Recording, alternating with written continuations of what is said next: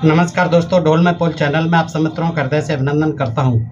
दोस्तों, आपको जो है जिस तरह से मूल राम कथा पसंद आ रही है और आप बहुत मात्रा में देख रहे हैं और दोस्तों कमेंट भी कर रहे हैं, आप सबका हृदय से आभार व्यक्त करता हूं। दोस्तों, इसी के साथ मैं आपको आज बताता हूं कि मूल कृष्ण कथा क्या है। मूल कृष्ण कथा भी राम कथा की तरह ही है दोस्तों। इससे एक नई जानकारी आपको मिलेगी। जैसे कि आपने जाना, अयोध्या के नहीं, वाराणसी के राजा थे दशरथ, उनकी 16,000 रानियाँ थीं और किस तरह से उनके राम पंडित और लखन कुमार और सीता जो है बहन बताई गई, वह कौशल्या से पैदा हुई। तो दोस्तों, इसी तरह से कृष्ण की भी बड़ी कथा है और कुछ मिलती जुलती है वैसे, लेकिन इसमें बढ़ोतरी बाद में की गई है। ये तमाम भागवत आदि पुराणों में लिखी गई हैं, तमाम कथा कहानियाँ इनकी, ये तमाम वस्त्रहरण, चीड़ लीला और ये तमाम इनका जो है रास लीला आदि, तो सब बढ़ाया है इन्होंने, रोचक बनाया है इसको। लेकिन ऐसा कुछ नहीं है। ये मूल कृष्ण चरित्र कथा जो है मैं आपको फिर वही पुस्तक है दोस्तों, ये जातक कथा है, आदर्श जातक कथा है, मधुकर पिपलायन जी, और ये सम्यक प्रकाशन नई दिल्ली से प्रकाशित है। जो मित्र मंगाना चाहें मंगा सकते हैं। तो दोस्तों, ये मूल कृष्ण चरित्र है, मैं आपके समक्ष रखता हूँ कि देखिए, उत्तरापथ में असितंजन नगर के राजा की 3 संतानें थी। इसमें जो है कौन सा नगर था? असितंजन। कहाँ? उत्तरापथ। उत्तरापथ कहते थे जो हमारा पहला भारत था उसका उत्तर, तो उसको जो है उत्तरापथ में अतिसंजन नगर के राजा की 3 संतानें थी। बड़े पुत्र का नाम कंस था। जो असितंजन नगर का राजा था उसके बड़े पुत्र का, ये 2 पुत्र थे। बड़े पुत्र का नाम क्या था? कंस, और छोटे पुत्र का नाम उपकंस। ये 2 भाई होते हैं। और पुत्री का नाम था देवगर्भा, यानी जिसे देव की बताया जाता है, देवगर्भा। इस तरह से ये 2 भाई थे, कंस, उपकंस और देवगर्भा। तो पुत्री के जन्म पर ज्योतिषियों ने भविष्यवाणी की कि इसकी कोख से जन्म लेने वाला पुत्र कंस वंश का नाश करेगा। ऐसी जो है ज्योतिषियों ने भविष्यवाणी की थी। वहाँ कहते हैं आकाशवाणी की थी, लेके जा रहा था कंस, आकाशवाणी हुई किसी का पुत्र जो है तुझे मारेगा, 8वां पुत्र जो होगा। यहाँ ऐसा कुछ नहीं है दोस्तों। यहाँ जो है ज्योतिषियों ने भविष्यवाणी कर दी थी कि इससे जो जन्म लेगा वो ही, मतलब देवगर्भा से, देवकी से, वही जो है कंस वंश का नाश करेगा। तो राजा के मरने के बाद, यानी कंस के पिता के मरने के बाद कंस राजा हुआ। देवक बताते थे, वैसे देवक बताया पुराणों में उसका नाम। राजा के मरने के बाद कंस राजा हुआ, और जैसे असुर भी बताया है, ऐसा पुराणों में आता है। तो राजा के मरने के बाद कंस राजा हुआ, उसका भाई उपकंस उपराजा बना। राजा कंस ने सोचा कि बहन को मारने से तो निंदा होगी, भाई इसे तो मारना तो है नहीं। यद्यपि ज्योतिषियों ने बता दिया है कि इसके पुत्र द्वारा ही मारा जाएगा, लेकिन बहन को तो मारना ठीक नहीं है, अपयश का भागी बन जाऊंगा। अतः उसने उसके लिए एक खंबे वाला महल बनवाया और उसमें उसे अलग से रखा। जैसे वहाँ बताया कि कारावास में रख दिया था वासुदेव को, और ऐसा कुछ नहीं। उसने एक अलग से एक खंबे पर टिका हुआ कोई छोटा सा महल उसने बनवाया और उसमें उसे देवगर्भा यानी देवकी को रख दिया। वहाँ दासी नंदगोपा थी, रखवाली के लिए, चौकीदारी के लिए। नंदगोपा दासी और उसके पति अंधक बैण को पहरे पर बैठा दिया। वहाँ कहते थे सिपाही रहते थे, ये था जेल की, उसमें कारागार के, ऐसा कुछ नहीं। यहाँ क्या किया उसने? एक खंबे का महल बनवाया कंस ने बहन के लिए, और वहाँ पहरे पर दासी थी उसकी नंदगोपा, और उसके पति अंधक बैणु को पहरे पर बैठा दिया। अंधक बैणु जो है उस नंदगोपा का पति है। उसी समय मथुरा के राजा के 2 पुत्र थे, नाम नहीं दिए इसमें। राजा कौन था? राजा के 2 पुत्र थे। बड़े पुत्र का नाम सागर था और छोटे पुत्र का नाम उपसागर। यहाँ वासुदेव आदि नाम नहीं है दोस्तों। यानी बड़े पुत्र का नाम क्या था? सागर, और छोटे पुत्र का नाम उपसागर, जैसे उसका कंस, उपकंस। तो ऐसे ही इसके थे मथुरा के राजा के 2 पुत्र। राजा के मरने के बाद सागर मथुरा का राजा हुआ और उसका छोटा भाई उपसागर उपराजा बना। तो मथुरा का राजा उपसागर और अति असतंजन का राजा उपकंस दोनों मित्र थे, यानी उस कंस का छोटा भाई और यहाँ इसका सागर का छोटा भाई, मथुरा के राजा का उपसागर जो है, तो उपसागर की मित्रता थी उपकंस से, कंस के छोटे भाई से। दोनों की शिक्षा दीक्षा एक ही आचार्य कुल में एक साथ हुई थी। उपकंस अक्सर उपसागर के घर मथुरा आता जाता था, दोनों का आना जाना था। वह उपकंस की बहन देवगर्भा के प्रति आसक्त हो गया। कौन? उपसागर। किसके प्रति? देवगर्भा, यानी देवकी के प्रति आसक्त हो गया। बात असतंजन राजा यानी कंस तक पहुंची, तो कंस ने उसका विवाह देवगर्भा से कर दिया, यानी सागर का जो है उपसागर का विवाह कर दिया। किससे? देवगर्भा से, देवकी से कर दिया कंस ने। दोनों एक खंबे वाले महल में रहने लगे, वहीं जो बना के रखा था वो भी रहने लगे। महल की पहरेदारी पर पहले ही से दासी नंदगोपा और उसका पति अंधक वेणु नियुक्त थे। एक दिन देवगर्भा के गर्भ ठहरने की खबर असतंजन राज कंस को मालूम पड़ जाती है कि वो गर्भ से हो गई, आपकी बहन जो देवगर्भा। उसने सोचा बहन को मार नहीं सकते, यदि वह पुत्री को जन्म देगी तो संतान को भी नहीं मारेंगे, कोई बात नहीं, किंतु यदि उसने पुत्र को जन्म दिया तो उसका वध कर देंगे। ये कुछ मिलती जुलती सी कहानी है दोस्तों, क्योंकि भविष्यवाणी के अनुसार इसकी कोख से जन्म लेने वाला पुत्र ही कंस के वंश का नाश का कारण बनेगा। 9 महीने बाद देवगर्भा ने एक पुत्री को जन्म दिया। भाइयों ने उसका नाम क्या रखा? कंस उपकंस ने क्या नाम रखा उसका? 9 महीने बाद देवगर्भा ने एक पुत्री को जन्म दिया और भाइयों ने उसका नाम रखा अंजन देवी रखा, है ना। और देवगर्भा और उसके पति उपसागर को एक खंबे वाले महल से वहां से निकाल दिए। जैसे उसने पुत्री को जन्म दिया, और पुत्री का नाम क्या रखा? देवकी की जो पहली पुत्री हुई उसका नाम अंजन रखा गया, अंजन। और उसके बाद उसने क्या किया, वहां जो एक खंबे का महल था उसमें से उन दोनों को निकाल के कहाँ पहुंचा दिया? गोवर्धन, जिसको उस समय क्या कहा गया है? गोवर्धमान भोग गांव। गोवर्धमान भोग गांव, ये जो है बुद्ध साहित्य है दोस्तों, पाली भाषा में लिखा गया। प्राकृत और पाली दोनों प्राचीन भाषा हैं, और सबसे ज़्यादा जो है दुनिया के अंदर यही साहित्य मिलता है, बुद्ध साहित्य, और इसके जो प्रमाण हैं अकाट्य हैं। इनसे ही बाद में रामायण लिखी गई है, बाद में भगवत पुराण आदि जो कृष्ण चरित्र की कथाएं जितनी भी, वो इन्हीं से प्रेरणा लेकर लिखी गई हैं। बढ़ा चढ़ा करके फिर उसको जैसे रायता पानी मिलाते चले जाते हैं, उसको चटपटा रायता बनाते चले गए। तो देखिए दोस्तों क्या होता है कि वहाँ से निकाल करके कहाँ पहुँचा दिया? गोवर्धन गांव दे दिया कि यहाँ गांव में रहिए। गोवर्धन गांव है ही दोस्तों, जहाँ पर कृष्ण ने बताते हैं गोवर्धन पर्वत को उंगली पर उठाया था और इंद्र के कोप से, यानी जो वर्षा हो रही थी 7 दिन से, तो उसमें गायों की और गोपियों की रक्षा की थी गोवर्धन को उठा करके, ऐसी कथा है। तो वही गोवर्धन है। देवगर्भा और उसका पति उपसागर वहाँ रहने लगे। दासी नंदगोपा और उसका पति अंधक वेणु को ही उनकी सेवा में वहाँ रख दिया, देखभाल भी करते थे, चौकीदारी भी होती थी। गोवर्धमान गांव में यानी गोवर्धन में रहते हुए देवगर्भा को फिर गर्भ ठहरा। देखिए यहाँ गोवर्धन का जिक्र है, वहाँ जो है मथुरा में है, कारागार में। दासी नंदगोपा को भी उसी दिन गर्भ ठहरा। वो जो दासी थी, सेवा चाकरी में रहती थी नंदगोपा, उसको भी उसी दिन गर्भ ठहरा। देखिए, और 9 महीने बाद एक ही दिन देवगर्भा ने एक श्याम वर्ण पुत्र को जन्म दिया। देवकी ने किसको दिया? श्याम वर्ण पुत्र को जन्म दिया। और दासी नंदगोपा ने एक पुत्री को जन्म दिया। तो देवगर्भा ने पुत्र के मारे जाने के डर से पुत्र को छिपाकर दासी नंदगोपा को दे दिया कि तू रख इसे, नहीं तो कंस मार देगा, ये तेरा पुत्र हो गया, तू अपनी पुत्री मुझे दे दे। तो उसकी पुत्री अपने पास ले ली। शिशु जन्म की बात कंस बंधुओं को बता दी गई।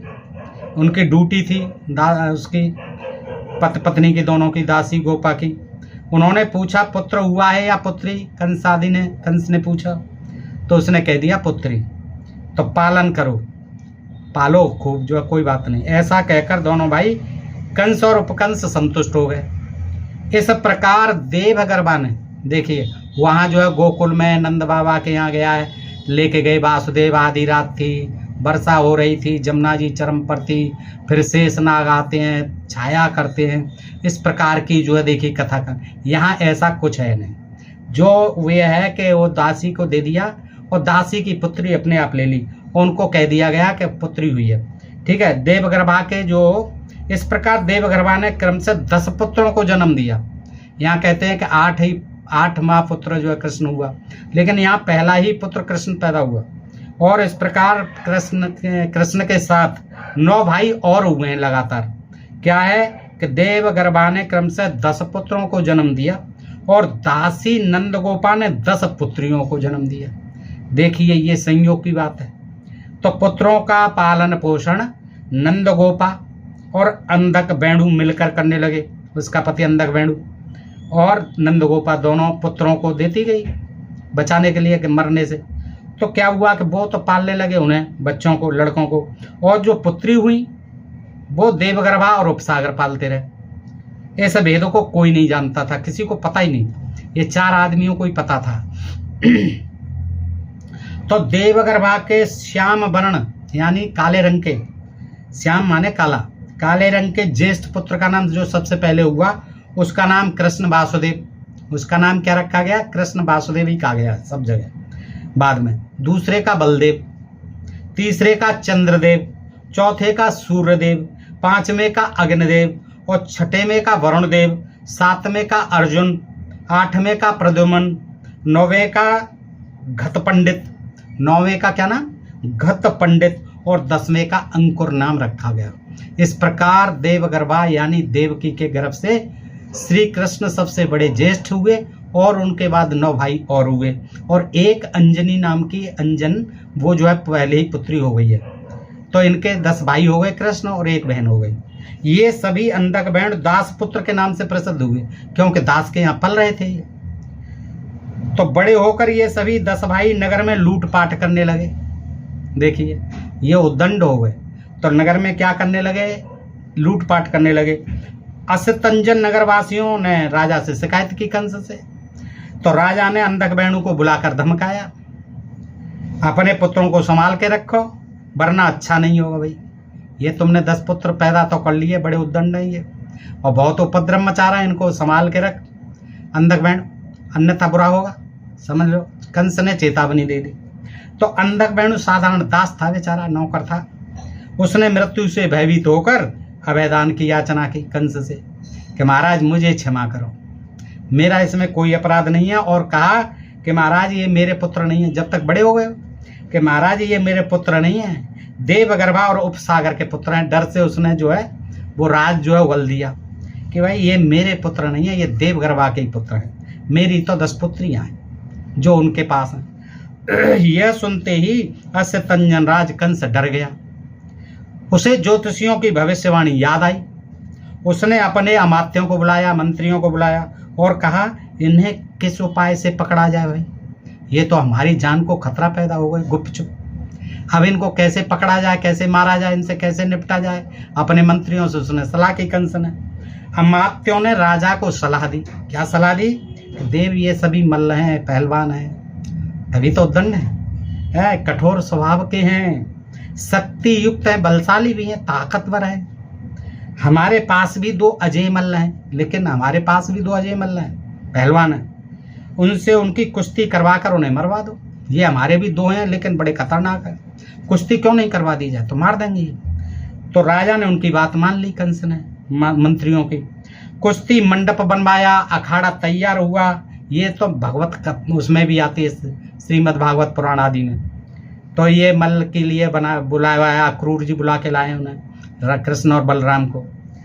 तो ये जो है कुश्ती मंडप बनवाया कंस ने, अखाड़ा तैयार करवाया, कुश्ती होने लगी। तो मल्ल युद्ध हुआ। तो नगरवासी अब तमाशा देख रहे थे, देखेंगे ही तमाशा जब मल्ल युद्ध होने लगा दोनों तरफ से। तो बलदेव ने क्या किया? बलदेव ने दोनों को जमीन पर पीट के और मार के अखाड़े से बाहर फेंक दिया। बस बलदेव जी ने दोनों को निपटा दिया। अब देखिए यह देखकर राजा स्वयं उठा कंस, और उसने अपने सैनिकों को आदेश दिया, पकड़ो इन्हें और मारो इन दुष्ट दास पुत्रों को। दास पुत्र कहता क्योंकि उसे क्या पता था, दास पुत्रों को पकड़ो, ये कहीं जाने नहीं पाए। क्योंकि पल तो उसी के यहाँ रहे थे, दासपुत्र का।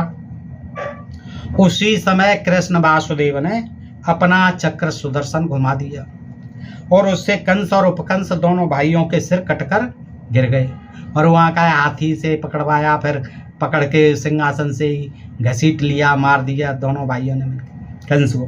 तो इस तरह से उससे कंस और उपकंस सुदर्शन चक्र से दोनों के सिर काट दिए। नगरवासी से देख करके भयभीत हो गए और कृष्ण वासुदेव के चरणों में गिर पड़े और कहने लगे, देव हमारी रक्षा करो, हमारी रक्षा करो, हमारे राजा को तो आपने मार दिया, अब हमारी रक्षा करो। इस प्रकार भविष्यवाणी को सत्य करते हुए देवगर्भा के ज्येष्ठ पुत्र ने कंस वंश का नाश कर दिया। उन्होंने कंस के असितंजन नगर पर अधिकार कर लिया, वो तो करना ही था। जब कंस उपकंस दोनों मर गए तो उन्होंने उस नगर पर, इसका नाम बार बार देखिए, असितंजन नगर, असितंजन नगर पर अधिकार कर लिया। अपने माता पिता का वहाँ का राज्य लेने युद्ध विजय के लिए निकल पड़े हैं, अपने माता पिता का वहाँ का राज्य लेने युद्ध विजय के लिए निकल पड़े। क्रमशः विजय करते हुए वे द्वारवती, द्वारवती कहते थे द्वारका को, कहाँ पहुँच गए? द्वारका नगर पहुँचे, द्वारका को फतेह करने। यह नगर समुद्र के बीच एक द्वीप में बसा हुआ था। कठिन युद्ध कौशल से उन्होंने नगर पर विजय प्राप्त की। द्वारवती नगर को 10 हिस्सों में बांटकर 10 भाई वहाँ के राजा बने। देखिए एक नई चीज आपको मिल रही होगी दोस्तों, कि द्वारवती नगर यानी द्वारका को 10 भाइयों ने 10 हिस्सों में बांटा, और 10 हिस्सों में बांट करके उनके अपने अपने जो है सभी 10 भाई हिस्सेदार बन गए। उनके समय द्वारवती नगरी जम्बू द्वीप में सबसे संपन्न नगरी बन गई। भारतवर्ष को उस समय क्या कहते थे? जम्बू द्वीप, और जम्बू द्वीप का ही ये सब हवाला है। एक दिन सभी राजा, अभी ये क्या करने लगे, सभी 10 भाई राजा हो गए द्वारवती के 10 हिस्सा करके। एक दिन सभी राजा ये जल क्रीड़ा करने नदी के मुख्य द्वार पर पहुंचे, नदी के मुख्य द्वार पर पहुंचे। जल क्रीड़ा किया करते थे राजा लोग, हैं जैसे आजकल स्विमिंग पूल में करते हैं जल क्रीड़ा, पति पत्नियां या और तमाम जोड़े जो है लवर अपने जो है जाते हैं, प्रेमी प्रेमिका सब जगह देश में विदेश में।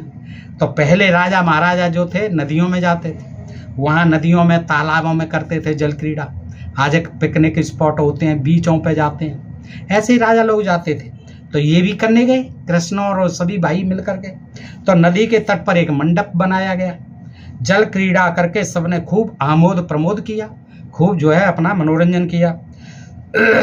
स्वादिष्ट भोजन किए वहाँ, और वहाँ खेल ही खेल में उनमें झगड़ा हो गया।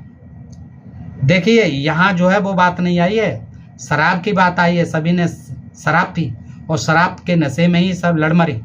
फिर वो पतंगे और उखाड़ लिए, वो तमाम जो उपज आई थी वो उसकी मूसल को घिसने से, पतवार को पतेले जो है उसको सरकंडों से ही, और एक दूसरे को मार डाला उसके पत्तों से ही, तलवार बन गई थी वो। वहाँ ये कहानी नहीं है इसमें कि शराब वराब का नहीं है। देखिए खाना खाया, उनमें खेल खेल में ही झगड़ा हो जाता है। यादव बंधुओं में इनको यादव आदि कुछ नहीं कहा गया। यहाँ आपस में मारपीट होने लगी, एक दूसरे पर शस्त्रों से हमला होने लगा, और परस्पर लड़ते लड़ते विनाश को प्राप्त हुए, सब मर गए। इसमें ऐसे दिखाया है, संक्षेप में दी है कहानी, और वो कुछ बढ़ा चढ़ा के नहीं है उस तरह की, तमाम जो बढ़ा चढ़ा के बताइए। उनको नष्ट होते देख कृष्ण वासुदेव, बलदेव, और वो बहन थी अंजनी देवी और अंजन देवी, और पुरोहित भी साथ में रहते थे, पुरोहित जी महाराज और अंजन देवी बहन और कृष्ण बलराम, ये 4 बचे, सब मर गए। अच्छा, ये जो क्या किया इन्होंने, एक रथ पर सवार हुए फटाफट और बोले कि चलो भाग निकलो, और वहाँ से भाग निकले, बाकी सभी मारे गए। जब वे रथ पर चढ़कर भागे जा रहे थे, एक बलशाली यक्ष मल्ल का वेश बनाकर, यानी पहलवान था यक्ष, वो आकर के रास्ता रोक करके खड़ा हो गया रथ का, कि बोलो मुझसे युद्ध करो पहले तब जाने दूंगा। उसने ललकारा कि मुझसे कुश्ती लड़े बिना तुम यहाँ से नहीं जा सकते। तो बलदेव ने उसे देखकर कृष्ण वासुदेव से कहा, भाई मैं इनके साथ लड़ूंगा। यक्ष गर्जता थापी मारता आगे बढ़ा, उसने बलदेव को रथ से पकड़ करके नीचे गिरा दिया। बलदेव को देखिए इतना बलवान था, उन्होंने बलदेव ने वहाँ 2 मार दिए, कंस उपकंस, ठीक है, वो कंस नहीं सॉरी, वो और जो मल्ल थे उनके, उनको मार दिया। लेकिन यहाँ क्या किया कि वो यक्ष इतना ताकतवर था कि उसने बलदेव को रथ से पकड़ के नीचे गिरा लिया और उसे मूली की तरह खा गया, मूली की तरह खा गया। और वहाँ दिया है कि वो शेषनाग बन गए, शेषनाग बन करके ऊपर चले गए। इस तरह से दिखाया, ध्यान में बैठे थे, शेषनाग बने और ऊपर चले गए। लेकिन यहाँ जो है क्या है कि उस यक्ष ने, जो ताकतवर था, पहलवान था, उसने रथ से खींचा और मूली की तरह चबा गया। कृष्ण वासुदेव अपनी बहन अंजन देवी और पुरोहित को साथ ले सारी रात चलकर वो वहाँ से भाग लिए तीनों, और सूर्योदय होने पर एक दूरस्थ गांव में पहुंचे। रात भर चलने के कारण वो काफ़ी थक चुके थे। बहन और पुरोहित भोजन की व्यवस्था करने के लिए गांव की तरफ निकले। कृष्ण वासुदेव वो जो है भोजन, क्योंकि भूखे थे, तो वो पुरोहित और अंजन बहन जो थी वो खाना लेने चले गए कहीं से बस्ती में। और कृष्ण जो है, कृष्ण वासुदेव एक चादर ओढ़कर पेड़ के नीचे लेट गया। एक शिकारी ने समझा कि पेड़ के नीचे कोई सूअर बैठा है। वहाँ जो हिरन बताया है कि हिरन लेटा हुआ है, बैठा हुआ है। उसने अपना बाण चलाया, हिरन वहाँ, वो शिकारी वहाँ भी आया है और एक पाँव में लगा। हाँ, एक शिकारी ने समझा कि पेड़ के नीचे सूअर बैठा है, तो उसने अपना बाण चलाया, बाण जो है पाँव में लगा और कृष्ण वासुदेव ने कराहते हुए कहा, मुझे किसने जख्मी किया। मनुष्य, वो जो शिकारी, उनकी बाणी सुनकर सन्न रह गया, डर गया। कृष्ण वासुदेव ने कहा, तात डरो मत, मेरे जख्म पर पट्टी बांध। उसने पट्टी बांधी और चला गया शिकारी। भोजन लेकर आने से पूर्व ही, जब तक बहन और पुरोहित भोजन लेकर लौटे नहीं, तब तक कृष्ण वासुदेव ने तीव्र वेदना के कारण प्राण त्याग दिए। तो इसी तरह कहानी उसमें भी है, तमाम पुराणों में। पुरोहित ने उसका अंतिम संस्कार किया और अपने घर लौट गया। इस प्रकार अंजन देवी को छोड़ शेष सभी विनाश को प्राप्त हुए। तो दोस्तों, इस तरह की ये कहानी है। इसका स्रोत है घत जातक 454 पृष्ठ, और इसमें कहानी दी हुई है। आदर्श जातक कथाएं, मधुकर पिप्पलायन जी ने अनुवाद किया है। दोस्तों, सम्यक प्रकाशन नई दिल्ली से प्रकाशित है। इसमें बड़ी अच्छी अच्छी कहानी है उस समय की, और इनसे हमें जो है एक नई जानकारी मिलती है दोस्तों, कृष्ण के बारे में भी, राम के बारे में भी। तो आप बताइए, आपको ये प्रसंग कैसा लगा? अच्छा लगा हो तो अपने मित्रों को भी बताइए, अधिकाधिक शेयर कीजिए दोस्तों। अपने प्रिय चैनल ढोल में पोल को सब्सक्राइब करते रहिए, क्योंकि इसकी शक्ति बढ़ेगी तभी जो है हम इस अंधविश्वास और पाखंड के साथ मजबूती से लड़ सकेंगे, खड़े हो सकेंगे और अपने मिशन को कामयाबी तक ले जा सकेंगे दोस्तों। क्योंकि आपसे इतना ही सहयोग चाहते हैं कि आप ज़्यादा से ज़्यादा देखें, प्रचार करें, और हम जो है विभिन्न पुस्तकों से, विभिन्न साहित्य से आपके सामने ऐसी जानकारी लाते रहेंगे जो आज तक आपको पता नहीं है दोस्तों। तो आज के लिए इतना ही। आप जो अपने प्रिय चैनल ढोल में पोल को सब्सक्राइब करना न भूलें दोस्तों। फिर मिलते हैं ऐसे ही। हाँ, अगला बता दूं आपको, अगला प्रसंग है, आगे का जो वीडियो आ रहा है वो बड़ा रोचक होगा, दिलचस्प होगा दोस्तों, बड़ा मज़ेदार होगा। क्योंकि आज तक आपने तमाम वीडियोज़ पर देखा होगा कि तमाम ये बाबा भाई जो कथा पुजारी आदि हैं, कथावाचक आदि, वो कहते हैं प्याज नहीं खाना चाहिए, लहसुन नहीं खाना चाहिए। क्यों नहीं खाना चाहिए? फिर अपनी अपनी जो है बताते हैं, तमाम जो अनुसंधान किए हुए, कि कहीं कहते हैं वो कुत्ते के ब्रश्न हैं। ब्रश्न तो आप समझते ही होंगे दोस्तों। तो कृष्ण कुत्ते के वो हैं प्याज जो है, और वो नाखून है कुत्ते के, लहसुन, इसलिए नहीं खाना चाहिए। कोई कहता है वो राहु खा गया था अमृत, और जहाँ से उगला उसने उसका प्याज और लहसुन बना। आज तरह तरह की बेवकूफ़ी भरी कथा कहानियाँ जो है इसी तरह की प्रचलित हैं दोस्तों। तो ऐसी ही एक कहानी आपने देखी है कि शिव जी के वीर से जो है सोने चांदी की खान बनी थी, पारा भी बना। तो इसी तरह से मैं कल जो वीडियो ला रहा हूँ उसमें आपको बताऊंगा कि देखिए कैसी कैसी अज्ञानता भरी बातें जिनको विज्ञान कहते हैं। इनको यही पता नहीं है कि खान होती हैं इन चीज़ों के, जो पृथ्वी में निकलती हैं, ये खनिज पदार्थ हैं दोस्तों। हीरा, मूंगा, मोती, ये भी किस तरह से देखो दोस्तों पैदा होते हैं, और उनको देख करके उनको सावधान होना पड़ेगा। जो कि हीरा, मूंगा, मोती जो है आदि अपने कल्याण के लिए, यानी अशुभ मंगल ग्रह आदि, शनि ग्रह आदि का जो प्रकोप दूर करने के लिए पहने रहते हैं। तमाम जो है जंत्र मंत्र करते हुए, तंत्र का टोना टोटका वाले बता देते हैं, तांत्रिक मांत्रिक। तो उनसे जो है बड़ा नुकसान होने वाला है इनको, क्योंकि उन्हें ये पता नहीं है आज तक कि ये पैदा कैसे हुए हैं। अगर उनको पता चल जाएगा तो ये उन्हें उतार फेंकेंगे या कभी भविष्य में कोई हीरा या कोई उसकी अंगूठी या मणि माणिक जो भी है मूंगा मोती कोई नहीं पहनेगा। दोस्तों ये बड़ा रोचक प्रसंग है और इन्हीं शास्त्रों के हवाले से मैं आपके सामने कल रखूंगा और आपसे अनुरोध करूंगा कि उसको भी अपना प्यार दें और ज़्यादा से ज़्यादा मात्रा में देखें। आज के लिए इतना ही दोस्तों, आप सबका हृदय से आभार। नमस्कार, जय हिंद, जय भारत दोस्तों।